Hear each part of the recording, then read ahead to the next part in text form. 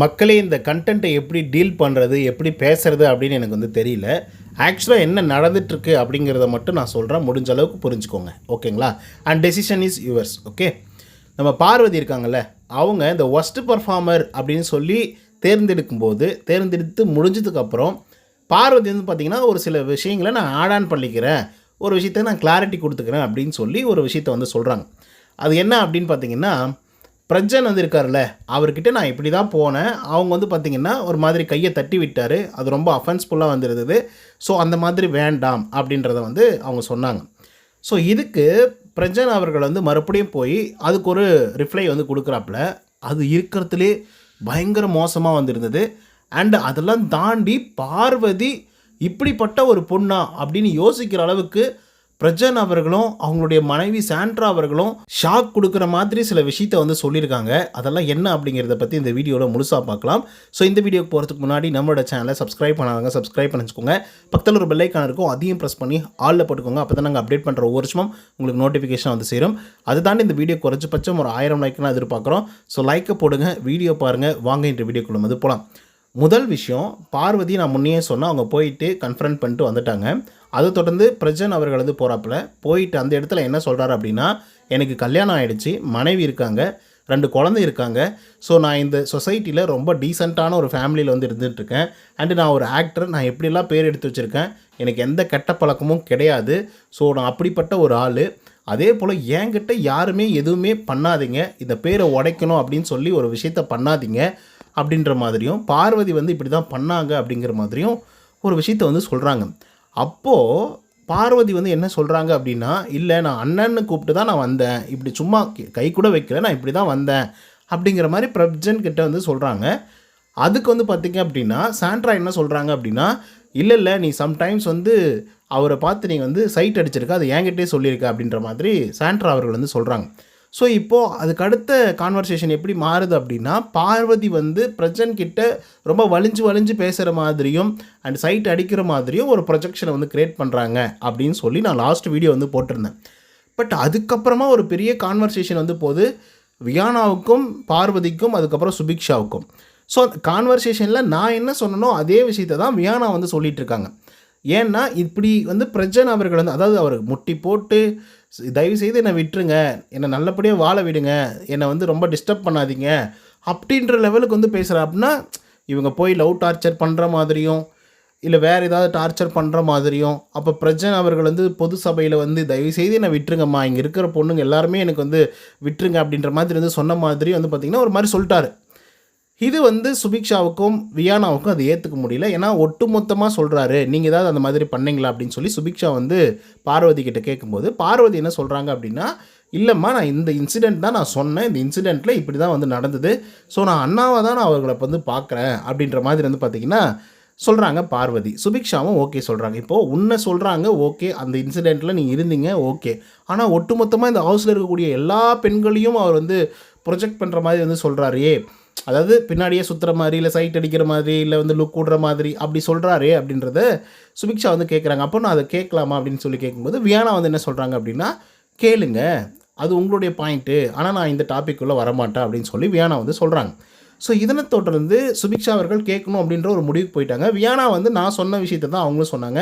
இல்லை உன்னை வந்து அவங்க ப்ரொஜெக்ட் பண்ணுறாங்க, பாரு அப்படின்னா ஆண்கள் கிட்ட ரொம்ப கிட்ட போய் பேசுவா, ரொம்ப ஐக்கியமாக வந்து இருப்பா, ஸோ அந்த மாதிரி ஒரு ப்ரொஜெக்ஷனை வந்து க்ரியேட் பண்ணுறாங்க அப்படிங்கிற மாதிரி வியானா வந்து சொல்கிறாங்க. அந்த விஷயத்தை தான் நான் மறுபடியும் சொல்கிறேன், நான் சொல்லியிருந்தேன் இதுக்கு முன்னாடி வீடியோவில். சரி இது ப்ரொஜெக்ஷனாகவே தான் இருக்கும் அப்படின்னு சொல்லி எதிர்பார்த்தா சுபிக்ஷா போயிட்டு மனசை தாங்க முடியாமல் போயிட்டு பிரச்சனை கிட்டே வந்து கேட்குறாங்க. அதுக்கப்புறம் பக்கமே வந்து சாண்ட்ரா வந்து இருக்காங்க. இல்லை நீங்கள் வந்து பார்வை நீங்கள் அந்த மாதிரி சொன்னது ஓகே, அது ஏதோ ஒரு இன்சிடெண்ட்டில் நீங்கள் அர்ட்டாக இருக்கீங்க, அப்போ நீங்கள் வந்து தயவுசெய்து என்னை வாழ விடுங்க, எனக்கு வந்து ஒய்ஃப் இருக்காங்க, பிள்ளைங்க இருக்காங்க, எனக்கு ஒரு லைஃப் இருக்குது, நான் இங்கே வர்றதுக்கே வேறு ஒரு ரீசன் இருக்குது அப்படின்னு சொன்னதெல்லாம் ஓகே. பட் நீங்கள் எல்லா பெண்களையும் சேர்த்து சொல்கிறீங்களே, அது தப்பு இல்லையா சார் அப்படின்னு சொல்லி கேட்கும்போது அதுக்கு பிரஜன் அவர்கள் வந்து என்ன சொல்கிறாங்க அப்படின்னா, இல்லை நான் பாருவுடைய பிரச்சனையை வந்து பாருக்கிட்ட மட்டும்தான் நான் வந்து சொன்னேன், பார்வை வச்சு மட்டும்தான் நான் சொன்னேன், மற்றவங்களெல்லாம் நான் யாரையும் எதுவும் சொல்லலை. அண்ட் அவங்க அந்த மாதிரி வந்து நடந்துக்கிட்டாங்க, அவங்க உண்மையாலுமே அப்படி தான் நடந்துக்கிட்டாங்க அப்படின்ற மாதிரி வந்து சொல்கிறாங்க. ஸோ அப்போது உண்மையாகவே நடந்துக்கிட்டாங்க, இப்படி தான் நடந்துக்கிட்டாங்க அப்படின்னா புரியல எனக்கு. அப்போது சாண்ட்ரா வந்து ஒரு விளக்கத்தை வந்து கொடுக்குறாங்க. என்ன சொல்கிறாங்க அப்படின்னு பார்த்தீங்கன்னா, இல்லை அவங்க என் முன்னாடியே வந்து என்னோடய வீட்டுக்காரை வந்து சைட் அடிச்சிருக்காங்க. சைட் அடிக்கும்போது நான் அதை வந்து சைட் அடிச்சுட்டு என்கிட்ட வந்து சொல்கிறாங்க, பார்த்தியா சைட் அடிக்கிறேன் அப்படின்ற மாதிரி வந்து சைகை பண்ணுறாங்க. நான் கூப்பிட்டு செருப்புலேயே அடிப்பேன் அப்படின்ற வார்த்தையை நான் பயன்படுத்துகிறேன். அண்ட் அதை அவங்க கேட்காத மாதிரி மறுபடியும் பார்த்துட்டே வந்திருந்தாங்க. மறுபடியும் நான் கிட்டத்தில் போய் நான் செருப்புலேயே அடிப்பேன் அப்படின்ற ஒரு வார்த்தையை பயன்படுத்தினேன். உனக்கு காதில் விழலையா அப்படின்ற மாதிரி கேட்டேன். அப்போ கூட அவங்க வந்து ரியாக்ஷன்ஸ் வந்து கொடுக்கல அப்படிங்கிற மாதிரி சாண்ட்ரா வந்து சொல்கிறாங்க. இப்போ பார்வதி வந்து பிரஜன் அவர்களை சைட் அடிச்சிருக்காங்க. இட்ஸ் மீன்ஸ் லுக் விட்ருக்காங்க. அடுத்ததாக பிரஜன் என்ன சொல்கிறாரு, கிட்ட வந்து கை வைக்கிறதுக்கு வந்தாங்க அப்படின்றத வந்து சொல்கிறாப்புல. அப்போது ஃபிசிக்கலாக ஏதோ சம்திங் வந்து பண்ண போகிறாங்க அப்படின்ற மாதிரி அவர் வந்து ப்ரொஜெக்ஷன்ஸ் இல்லை இதுதான் நடந்தது அப்படின்ற மாதிரி சொல்கிறாங்க. அதுக்கடுத்தா பிரச்சனை வந்து என்ன சொல்கிறாருன்னா, எனக்கு இங்கே பாருங்கள், நான் ஒரு ஆக்டர், யார் எந்த இன்டென்ஷனில் வந்து என்கிட்ட பேசுகிறாங்க பழகிறாங்க அப்படிங்கிறத என்னால் சொல்ல முடியாதா, கண்டுபிடிக்க முடியாதா, இந்த மாதிரி எத்தனை பேர் நான் பார்த்துருக்கேன் அப்படிங்கிறாரு பிரஜன். தென் சுபிக்ஷா வந்து என்ன யோசிக்கிறாங்கன்னா, ஓ மை காட், இத்தனை விஷயங்கள் வந்து நடந்துச்சா, இதெல்லாம் என்கிட்ட அவங்க சொல்லவே இல்லை, அந்த ஒரு இன்சிடெண்ட்டை மட்டும் தான் வந்து சொன்னாங்க, அதுதான் நான் கேட்குறதுக்காக வந்தேன் அப்படின்னு சொல்லி சுபிக்ஷா வந்து பார்த்திங்கன்னா சொல்கிறாங்க. அதுக்கு சாண்ட்ரா வந்து சொல்கிறாங்க, இல்லை அந்த பொண்ணே வந்து அந்த மாதிரி தான், என்னுடைய ஹஸ்பண்ட் கிட்ட இந்த மாதிரி வந்து அவங்க நடந்துக்கிறாங்க, ஆண்கள் கிட்ட வந்து நெருங்கி நடந்துக்கிறாங்க. ஸோ இந்த விஷயத்தை வந்து நீ வேணால் அந்த பொண்ணை கூட்டு கேளு, அவள் வந்து வரமாட்டா, அதை பற்றி பேச மாட்டா, இல்லை அவள் பேசட்டும் பரவாயில்ல அப்படிங்கிற மாதிரி வந்து சொல்கிறாங்க. இதில் பிரஜன் அவர்கள் வந்து ஓகே, இந்த பாயிண்ட் வந்து அவங்க சொல்கிறாங்க, பார்த்தாங்க, லுக் விட்டாங்க, சைட் அடித்தாங்க, அது வந்து அவங்க ஒய்ஃப்கிட்டே சொன்னாங்க, ஒய்ஃப் செருப்புலேயே அடிப்பேன் அப்படின்ற மாதிரி வார்த்தைகளை விட்டாங்க. அப்பயும் பார்வதி வந்து கண்டுக்காமல் வந்து இருந்தாங்க. சரி ஓகே. பட் பிரஜன் வந்து இன்னொரு பாயிண்ட் வந்து ஆட் பண்ணுறாரு. அந்த பாயிண்ட் என்ன அப்படின்னா, அந்த இன்டென்ஷன், ஓகேங்களா, அந்த இன்டென்ஷன் இருக்கிறதுனால தான் அவள் இன்றைக்கி எனக்கு வந்து பெஸ்ட் பர்ஃபார்மர் அப்படின்றத கொடுத்தாவ அப்படின்னு சொல்கிறாங்க. டேய், எதடா லிங்க் பண்ணுற? அப்போது இவர் கூட ஐக்கியம் ஆகிறதுக்காகவும் இவர் கூட நல்லா பழகிறதுக்காகவும் பிரஜன் அவர்களுக்கு வந்து இந்த மாதிரி வந்து பெஸ்ட் பர்ஃபார்மர் கொடுத்தோம் அப்படின்னா அவங்கள நெருங்கிடலாம், இல்லை அவங்கள பார்க்கலாம், இல்லை சைட் அடிக்கலாம், இல்லை ஏதோ ஒன்று சம்திங் வந்து காதல் பண்ணலாம், ஏதோ ஒன்று அந்த மாதிரி வந்து நடக்கும் அப்படிங்கிற மாதிரி பிரஜன் அவர்கள் வந்து இப்படி ஒரு மோட்டோவில் வந்து சொல்கிறாங்க. என்னால் அதை ஏற்றுக்க முடியுறதா இல்லை ஏற்றுக்க முடியாதான்னு எனக்கு தெரியல.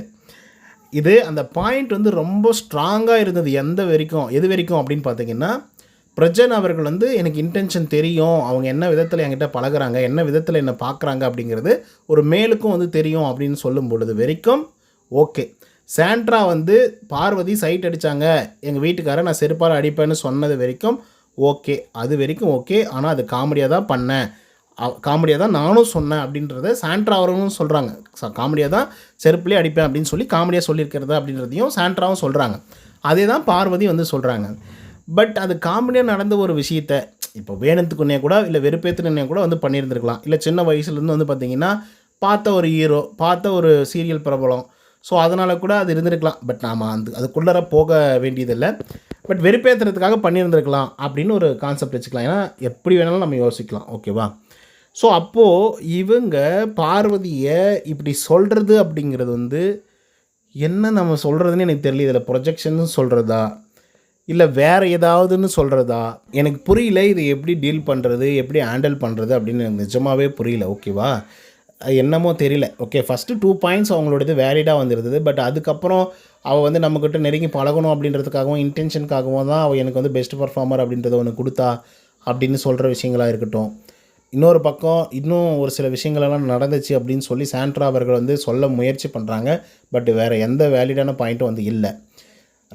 மூணாவது விஷயம் என்ன அப்படின்னு பார்த்தீங்கன்னா, பார்வதி அவர்களும் சாண்ட்ரா அவர்களும் அது காமெடியாக தான் வந்து சொல்லியிருக்காங்க, பேசியிருக்காங்க. ஆனால் இப்போ அதை வந்து அப்படியே டோட்டலாக வேரியபிளாக வந்து மாற்றிட்டாங்க. அது டோட்டலான ஒரு ப்ரொஜெக்ஷனையே வந்து மாற்றிட்டாங்க. 4வது, பார்வதி அந்த மாதிரி நடந்துக்கிட்டது பெரிய தப்பு, ஓகே. 5வது, பிரஜன் அவர்கள் தன்னைத்தானே ஏதோ பெரிய இவர் அப்படின்னு நினச்சிட்டு இருக்காரோ அப்படின்ற மாதிரி எனக்குள்ளே தோணுது.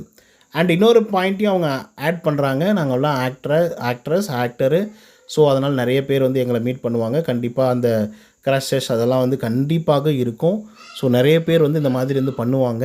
அப்போது அவங்களோட இன்டென்ஷன்ஸ் எல்லாம் எங்களுக்கு வந்து தெரியும். அவங்க எப்படி பழகுறாங்க, எப்படி பேசுகிறாங்க, எப்படி எங்கிட்ட வந்து நடந்துக்கிறாங்க அப்படிங்கிறதெல்லாம் எங்களுக்கு கிளியராக தெரியும் அப்படின்ற மாதிரியே சொல்கிறாங்க. தெரியல எனக்கு நிஜமாகவே சொல்கிறேன். இவங்க வீணாக பழி போடுறாங்களா இல்லை உண்மையாகவே நடந்துச்சா அப்படின்றதெல்லாம் தெரியல. நானும் லைவ் பார்த்துட்ருக்கேன். ஓகே காய்ஸ், இது உங்ககிட்டே விட்டுறேன். இதை பற்றின உங்களுக்கு கருத்துக்கள் என்ன அப்படிங்கிறத கமெண்ட்ஸில் சொல்லுங்கள். இந்த வீடியோ பிடிச்சிருந்தா லைக் அண்ட் சப்ஸ்கிரைப் பண்ண மறந்துடாதீங்க. நன்றி, வணக்கம்.